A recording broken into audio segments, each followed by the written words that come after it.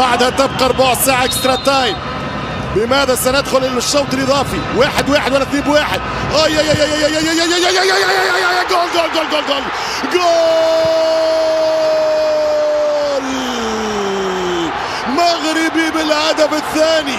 الكل انتظر الزلزولي، ولكن جاءت القذيفة من القادمين من الخلف.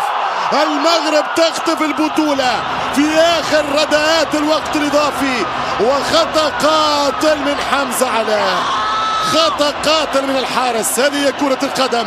المنتخب المغربي في الوقت الإضافي سيطر، تفوق، خلق فرص، جاب كرة مخالفة في الوقت الضايع من الإضافي.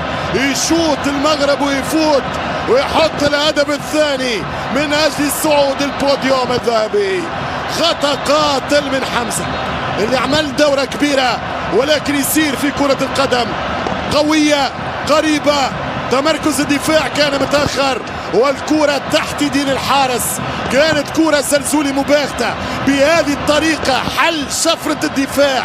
الدفاع فكوا بهذه التمريرة، لأنه كل العالم كان يستنى في زلزولي شوط، ولكن حط الكرة لرقم 14 أسامة. الكوتشينج لعصام الشرعي، والهدف الثاني.